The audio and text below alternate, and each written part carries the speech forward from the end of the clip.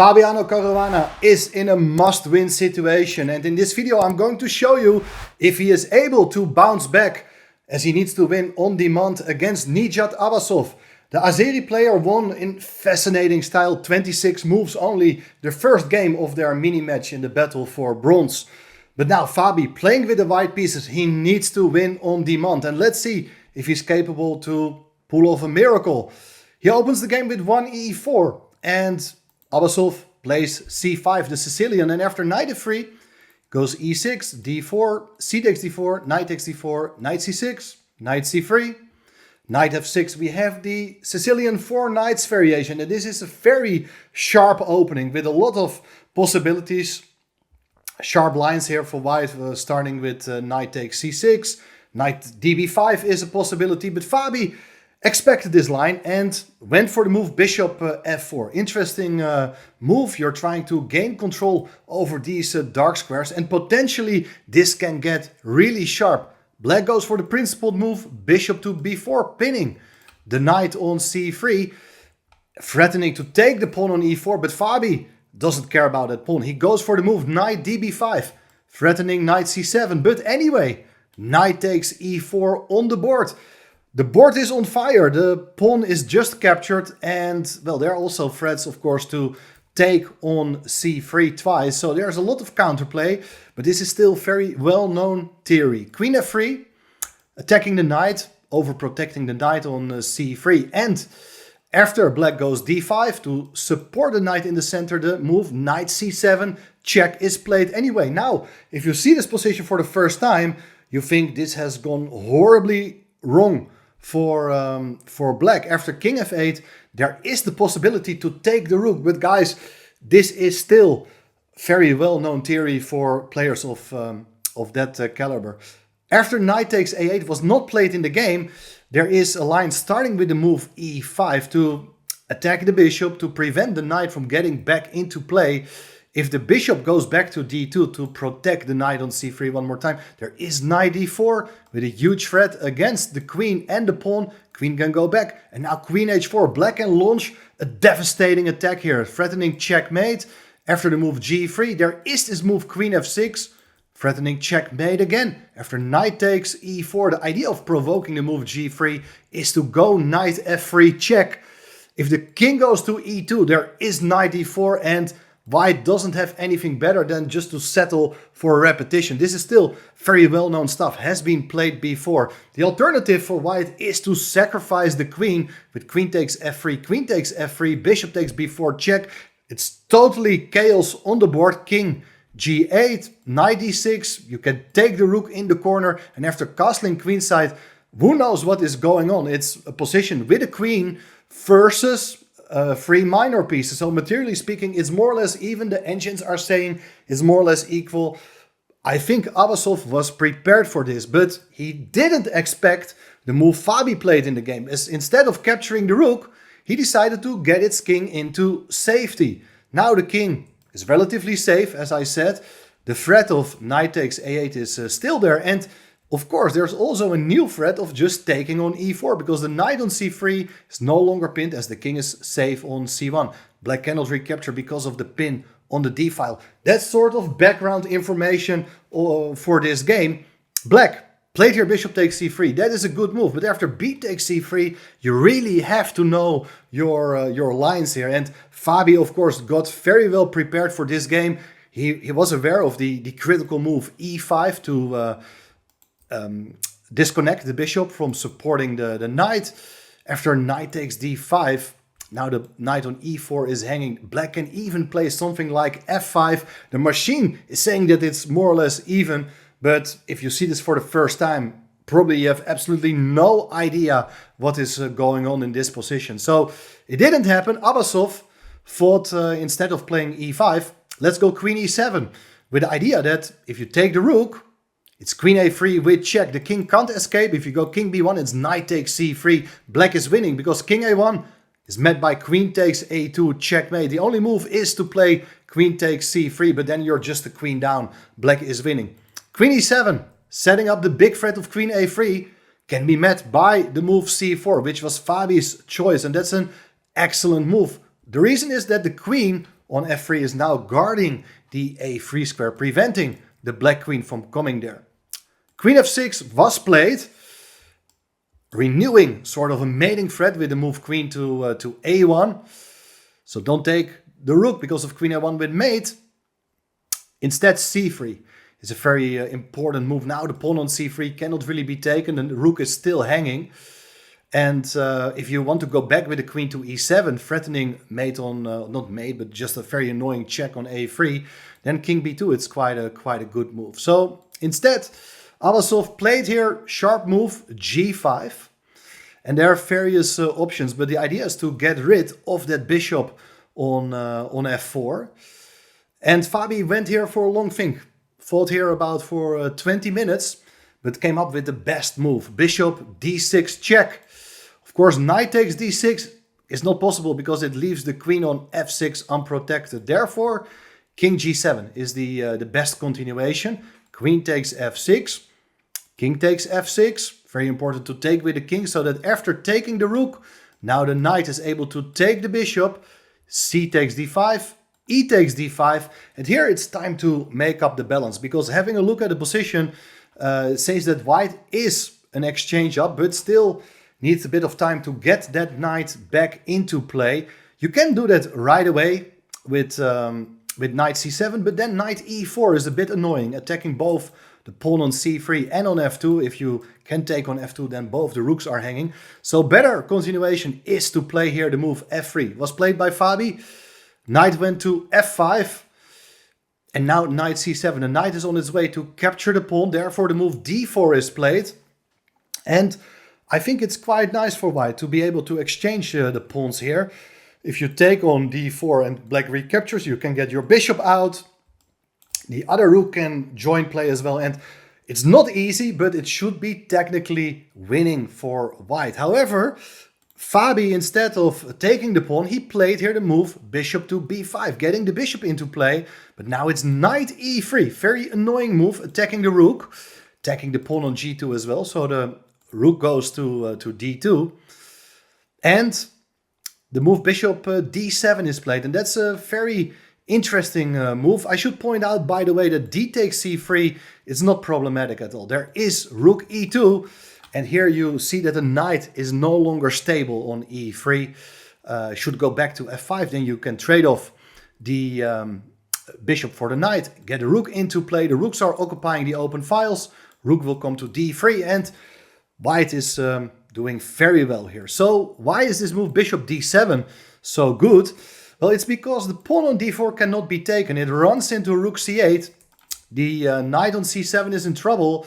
After the knight goes away, there will follow a discovered check on the king, probably with knight takes d4, and then also the bishop will be hanging. So white can't play that. Rook e1 on the board. Rook to c8 was played anyway, and look at this knight. It's in trouble, but white's idea is now to take the knight on e3. Excellent move, with the idea that if black recaptures, the rook takes d7 and white is a piece up. The line even continues a bit here. You can go knight e5 with the idea that if the rook moves, the knight on c7 can be taken. But after knight d5 check, king e6, you're just able to go for the move rook to c7, and white remains a piece up. So that's good news for white. Instead, after rook takes e3, Abasov played rook takes c7. Very important move. Black is still an exchange down. Of course, c takes d4 is not possible because of the discovered check with the rook. You are attacking the king, and the bishop is hanging as well. So that means there is no good way to take the pawn on d4. White played the move rook to e4 because the alternative, trying to stick to the pawn on c3, is met by bishop f5, and the rook is trapped in the middle of the board. So rook e4 was played, and here critical moment, as black decided to take on c3, but I think this is definitely imprecise. It allows white to activate the rook. If you play in a more solid way with a move like bishop e6, attacking the pawn on a2, okay, it's still defended, but the main idea is that if white goes for c4, you can play knight e5, saying that white can try to win the pawn on d4, but black is going to play a6. questioning the bishop. If bishop goes away, you can win back the pawn on c4, and despite being an exchange down, you have one pawn for the material. That's reasonable compensation, and I think black has good chances to hold on there. But it didn't happen. D takes c3 played. Now the rook comes into d6 with check. The king went back to g7, and now rook e3, attacking the pawn on c3.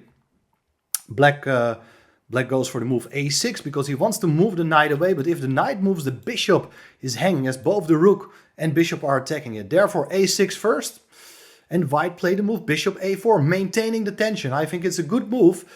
b5, trying to kick the bishop out, is not a problem at all. You just play the move bishop to b3, threatening still to take on c3, and if you protect it, well, the rook comes into to e4, putting more pressure against the pawn. Bishop d5, rook c4 are coming, and you have a lot of problems. And I should also mention that if the knight is going to move away, let's say to a5, there is a rook to e7, and the bishop is in trouble. So b5 is not a good idea. Bishop e6 was played to get out of that pin and be able to move the knight. But it's not really going to happen because white is about to take first on c6, b takes c6. And this is also an important moment. White can take on c3 when black is about to take the pawn on a2. Should white keep the pawns on the board? Normally speaking, that would be a good idea to play the move a3. But if black is able to install the bishop on d5, how are you ever going to eliminate that pawn from c6? This is not easy at all. And therefore, Fabi decided, okay, I'm going to take the pawn on c3. You take the pawn on a2, I'll take the pawn on c6. Now things become much more clear, and you're offered the exchange of rooks. You're about to win the pawn on a6. Black doesn't want to exchange rooks. For instance, now after rook e7, it's the game's continuation. Rook takes a6, rook e2, attacking the pawn on g2. The rook goes back to d2. Here it's important to understand that an endgame after like rook takes d2, king takes d2, the bishop can go to e6. This is not a fortress. Black is not able to hold it. Probably just white had a simple plan now to activate the king. There are various ideas of trying to put pressure against the bishop. For instance, if you are able to take on e6, sacrifice the exchange and win the pawn, it will be 3 versus 2, and that should be enough to convert. Another plan could be try to play g3 and f4, maybe f5, bring up the f-pawn, try to increase the pressure against f7. That should, technically speaking, be winning. It's going to take some time, but it looks pretty bad. So, from practical perspective, Abasov's choice to keep the rooks on the board makes a lot of sense. Now the king goes to b2, bishop goes back to the stable square e6, rook a1, kicking that rook out. That's a good idea. Rook back to e5, and now king to c3. The king is too far away from the action, needs to be brought back to the center. h6 was played, and now king d4. Rook to b5, and king comes to e3. And I think Fabi was very relieved to see that the king could so easily come back to that side of the board to support the pawns. And from here on, white can try to make a plan to initiate the exchange of rooks, or try to make progress by advancing the pawns, or aim for further simplifications. Anyway, what black should probably do here is play a move like g4. It's a strange looking move because white is able to take on g4 and black is ending up with split pawns. But with these pawns on the g and h file, you're not really able to challenge the bishop later on. So I think g4 is an excellent move. If white is going to advance the pawn to f4, it will be very difficult to push the pawn further to f5, as black has 3 pieces controlling that square. The king can also come over to offer help. I'm not sure this is enough to win the game, but practically, of course, there are always chances for the side with the extra rook. Rook b3 played, king back to b2, maybe g4 is still a possibility, but it didn't happen. Rook to b4, rook a5, rook h4. I'm not sure this is that useful because white wanted probably to stop black from playing the move g4 anyway.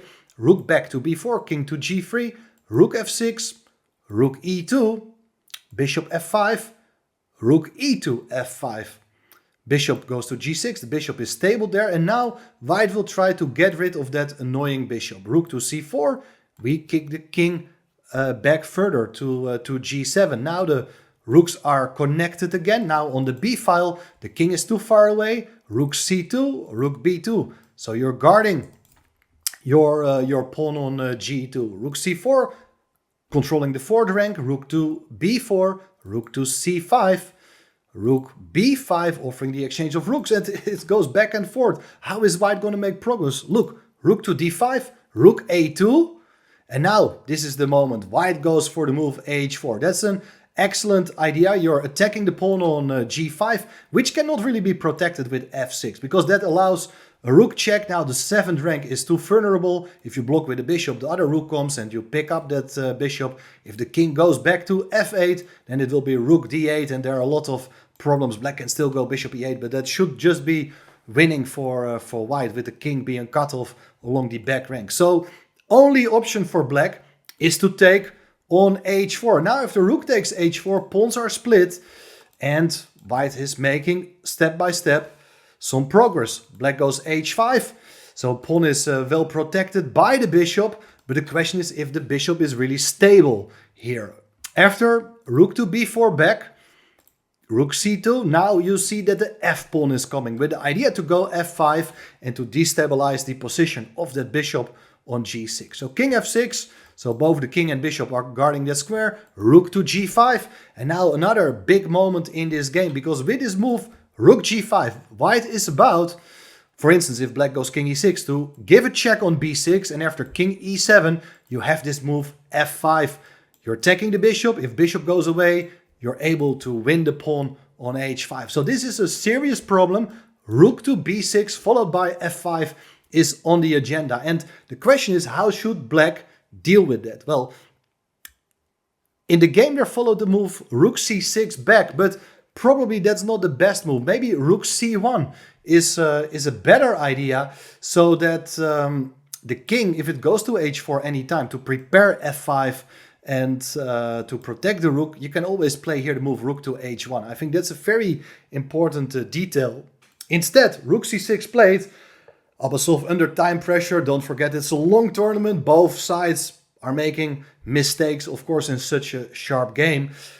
King to h4 is the key idea. Black goes for the move rook e6, still probably believing everything is under control. But now, look guys, f5, attacking both the rook and the bishop. Bishop takes f5. Now the other rook comes over to pin the bishop on f5. Only move is rook to e5.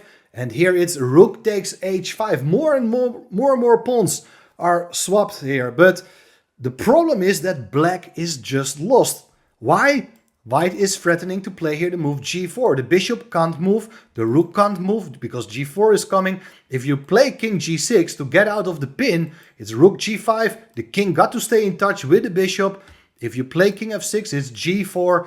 After taking the bishop, white emerged with an extra rook. The alternative, it is an interesting line, it's the move king e6. And now we are playing the move g4 anyway. The bishop is under threat, got to move, but now the rooks can be swapped. And that's another big achievement. After rook takes e5, king takes e5, the king comes into g5, and black is busted. I mean, rook versus bishop is theoretically speaking a draw, but with one pawn still on the board, this is game over. For instance, the bishop cannot move, because then the pawn on f7 will be taken.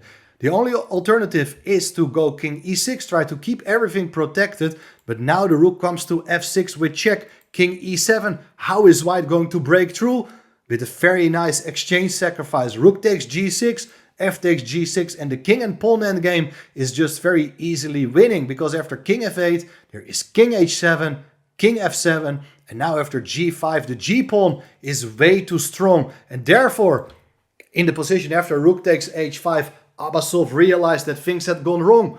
He resigned, so Fabi wins on demand to force a tiebreak in the battle for the bronze medal. And that's a very impressive performance, because don't forget, it's a long tournament, more than 3 weeks.